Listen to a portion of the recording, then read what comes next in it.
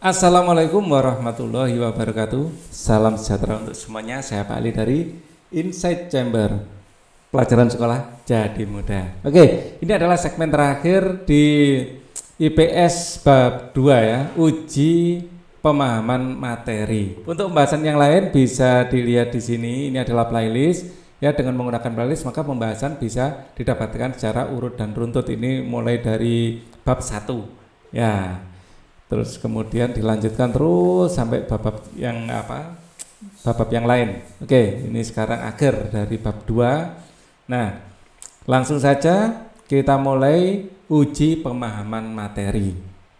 Nah, sekarang mari kita bahas mulai dari nomor 1. Pilihlah pilihan A, B, C, dan D sebagaimana jawaban yang paling tepat.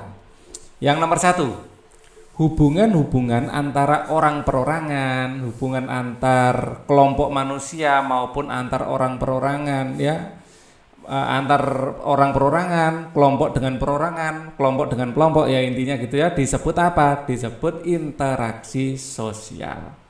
Nah, ya, ini definisi dari interaksi sosial. Inti dari bab ini ya definisi ini, ya. Nomor 2, proses interaksi sosial akan terjadi apabila memiliki syarat. Syaratnya apa? Ada kontak dan komunikasi. Ya, ada kontak dan komunikasi. Ya. Dan komunikasi itu harus timbal balik, ada reaksi-reaksi. Ini masuk dalam sub syarat ya. Jadi syarat utamanya ada kontak dan komunikasi. Oke. Kemudian sekarang kita lanjutkan nomor 3. Seorang bayi yang baru lahir akan melakukan kontak sosial dengan ibunya. Itu merupakan salah satu contoh bentuk kontak sosial antara orang perorangan, yaitu anak dengan ibunya. Ini kontak sosial juga, ya. Nah, kalau perorangan dengan kelompok, mungkin guru dengan murid, itu kan satu orang guru dengan kelompok murid, ya. Nah, kelompok dengan kelompok antar mungkin kelompok agama tertentu dengan agama yang lain. Nah, kelompok dengan kelompok. Nomor 4, berikut ini merupakan contoh terjadinya proses interaksi sosial. Ya, contoh ya, dua anak saling bersalaman dan saling berbicara. Lah ini contoh yang bagus. Ya, orang Indonesia bertemu orang Arab. Ya, kalau cuma bertemu tanpa adanya komunikasi ya bukan interaksi sosial. Ya, seorang laki-laki memperhatikan seorang gadis. Lihat tapi gak berani ngomong. Kuatir ngomong-ngomong ditolak. Kayak gitu ya, bukan interaksi sosial. Ini namanya secret admirer. My secret admirer. Oke. Number 5. Yang tidak termasuk faktor-faktor berlangsungnya interaksi sosial. Ya. Imitasi itu mencontoh, copy paste, mencontoh ya, mencontoh. Imitasi contohnya kita atau kalian ya, lihat BTS misalnya, mau apapun yang dipakai, apapun bagaimana sikapnya, lagu-lagunya, ininya sama persis lah, itu mencontoh, mengimitasi. Ya, yang paling bagus untuk mengimitasi, ya, imitasi ini ya, untuk yang Muslim ya Nabi Muhammad, ya Rasulullah, itu diimitasi, seimitasi-imitasinya keren itu, ya, mencontoh, ya. Sugesti kayak mempengaruhi, ya, mempengaruhi tindakan. Jadi mempengaruhi untuk melakukan suatu tindakan, ya, mempengaruhi untuk melakukan tindakan. Nah, ini adalah sugesti. Nah, ini termasuk faktor-faktor yang berlangsungnya proses interaksi sosial. Simpati itu kayak kita bisa merasakan perasaan orang lain. Nah, kita bisa menempatkan diri pada orang lain, ya, merasakan perasaan orang lain. Nah, itu adalah kalau asimilasi itu cara bersikap menghadapi perbedaan. Nah, ini bukan ya. Ini asimilasi ini yang tidak termasuk ya. Ini adalah sikap ya, cara bersikap untuk menghadapi perbedaan, ya, cara bersikap menghadapi perbedaan. Ya, sebenarnya ada satu lagi Lihat catatan saya. Ada identifikasi yang belum di sini ya. Ada satu lagi identifikasi. Nah, jadi yang termasuk faktor-faktor berlangsungnya interaksi sosial ada imitasi, sugesti, simpati, dan identifikasi, yaitu dorongan menyamakan diri dengan orang lain, menyamakan diri dengan orang lain. Nah, misalnya lagi tren misalnya potongan rambut, teman-temannya semuanya potongan rambut ya. Jadi misalnya potongan rambut apa yang lagi ngetren sekarang itu, yang apa sini tipis gitu ya, semuanya ingin mengidentifikasikan seperti itu, atau mungkin rambutnya gondrong ya, ya teman-temannya semuanya gondrong, ingin ikut gondrong. Nah itu tuh menyamakan diri, atau temennya semuanya bermain game tertentu, dia ingin bisa game tertentu itu juga. Nah ini identifikasi. Nah, jika seorang anak kecil melihat apa yang dilakukan oleh orang tuanya, kemudian anak tersebut mencoba melakukan apa yang telah ia lihat, tindakan tersebut dinamakan imitasi. Jadi meniru orang tua, mencontoh. Nah itu imitasi ya. Biasanya gaya bicara anak itu mirip-mirip bapaknya atau ibunya, atau mungkin sikapnya itu mirip-mirip, itu mengimitasi. Nah, bentuk kerjasama di dalam masyarakat ya Indonesia lebih dikenal dengan nama kerjasama, kalau di kita ini gotong royong ya, disebut gotong royong. Jadi apa, khas Indonesia banget. Biasanya gotong royong itu tidak mengharapkan imbalan ya, jadi kita melakukan sesuatu dengan ikhlas ya. Lembaga sosial yang terbentuk dalam masyarakat melalui ikatan perkawinan disebut keluarga ya, keluarga. Lembaga sosial yang mengatur hubungan antar manusia dalam pemenuhan kebutuhan hidup ya, namanya adalah lembaga sosial ekonomi ya. Kata kuncinya adalah kebutuhan hidup. Oke ya. Kemudian di bawah ini yang termasuk ciri-ciri pendidikan informal. Jadi pendidikan itu ada formal ya, seperti SD, SMP, SMA, SMK itu formal ya, SD sampai SMA atau SMK itu formal. Terus ada juga yang non formal, kursus ya, atau pondokan mungkin yang salafiyah gitu, non formal ya. Kemudian ada informal. Nah, informal ini untuk keluarga ya, keluarga, pendidikan berlangsung di keluarga ya. Kursus bahasa, kursus kecantikan. Nah, itu kursus-kursus non formal ya. Justru non formal ini bisa langsung jadikan pekerjaan ya, kursus untuk potong rambut atau rias manten. Nah, rias orang menikah itu non formal. Kita pada segmen IC ini sudah saya siapkan jawabannya. Jelaskan pengertian interaksi sosial. Interaksi sosial adalah hubungan-hubungan antara orang perorangan, antar kelompok manusia maupun antar perorangan dengan kelompok manusia, itu namanya interaksi sosial. Ya, ini adalah definisi, ini ada juga di nomor 1 ya. Hubungan antar orang perorangan, antar kelompok manusia maupun antar perorangan dan kelompok manusia ya. Itu interaksi sosial.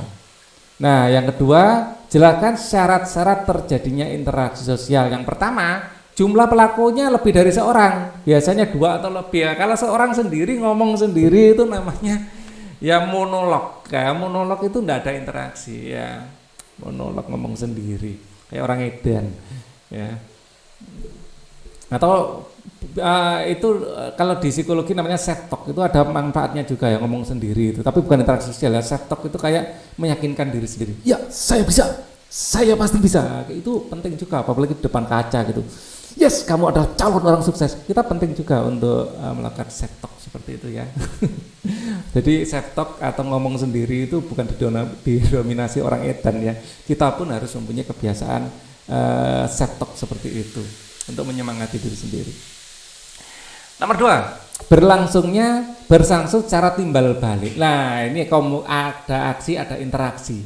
Jadi kalau ngomong tanpa dikasih interaksi namanya dikacangin, kita bilang gitu ya, itu bukan termasuk interaksi sosial ya, bikin sakit hati itu ya nggak sih. Dikacangin.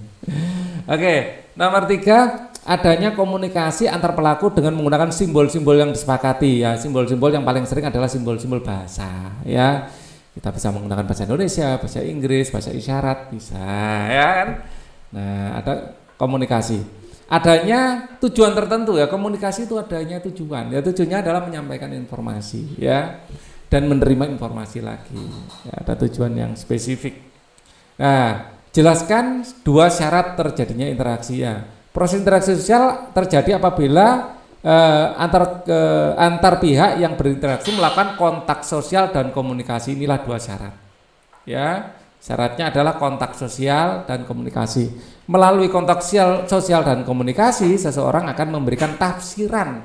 Nah, pada perilaku orang lain atau perasaan-perasaan yang ingin disampaikan. Jadi kita dengan melakukan kontak sosial dan komunikasi, kita tahu lawan bicara kita itu sedang setuju sama kita atau tidak setuju sama kita. Kadang-kadang bahasa tubuh itu lebih penting.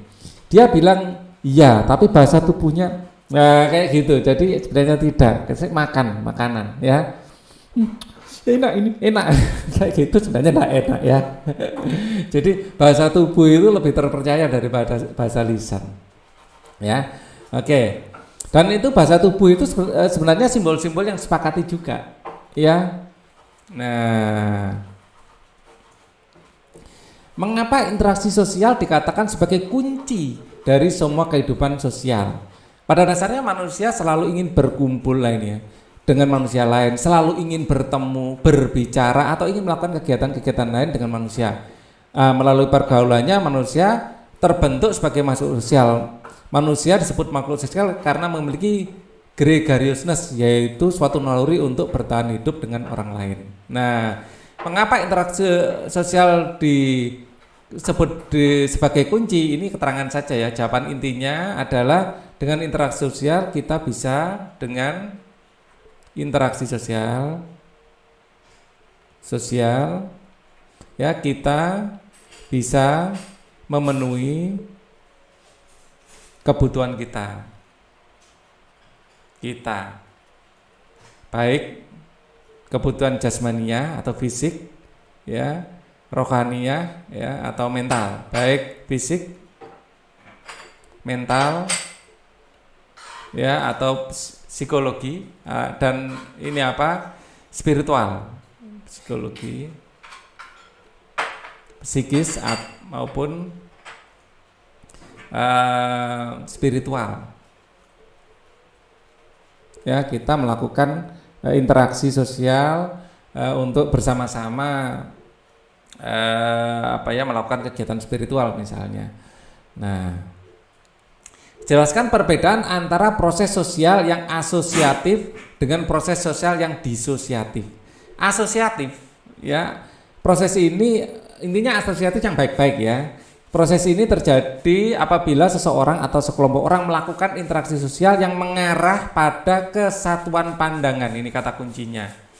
Proses ini terdiri atas 3 bentuk, yaitu kerjasama, ya, akomodasi. Ya, kalau kerjasama memang kayak gotong royong, ya, jadi sesuatu yang kita sama-sama setuju. Kalau akomodasi, kita itu kayak mau memahami orang gitu ya, kayak toleransi, kayak kita itu mau bersikap agar kita menjaga diri agar tidak terjadi konflik ya. Akomodasi, kemampuan kita untuk beradaptasi dengan budaya yang sebenarnya kita tidak setuju.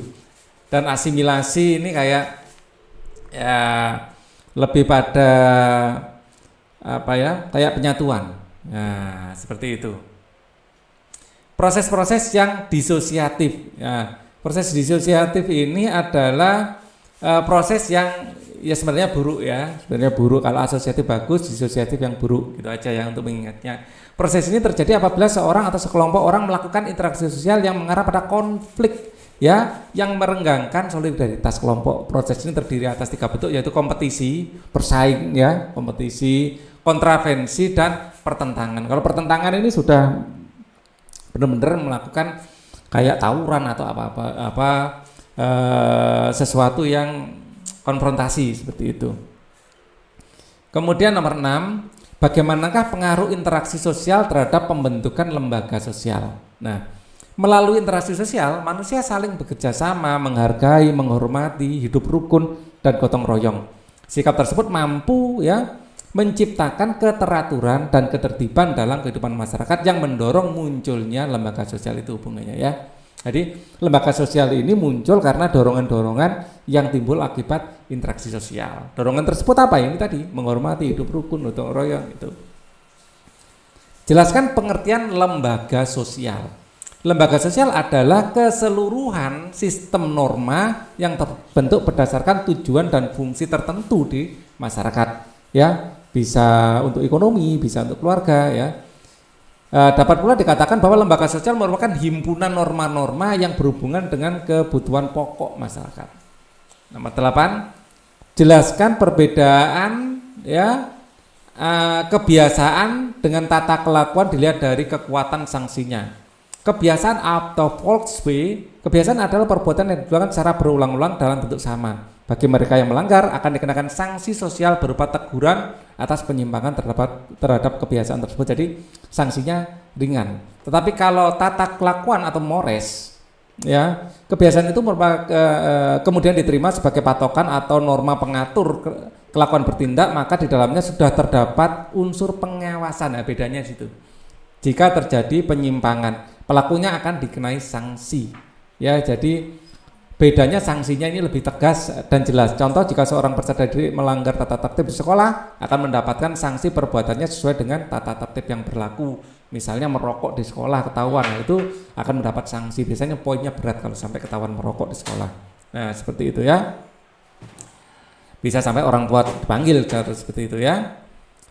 Jelaskan jenis-jenis lembaga sosial. Lembaga sosial yang ada di buku ini yaitu ada lembaga keluarga, lembaga agama, lembaga ekonomi, lembaga pendidikan, dan lembaga politik.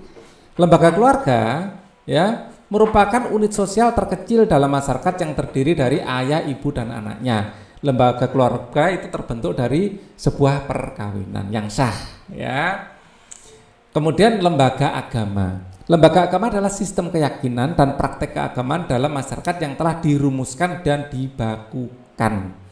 Kemudian lembaga ekonomi bagian dari lembaga sosial yang mengatur tata hubungan antar manusia dengan pemenuhan kehidupan sehari-hari.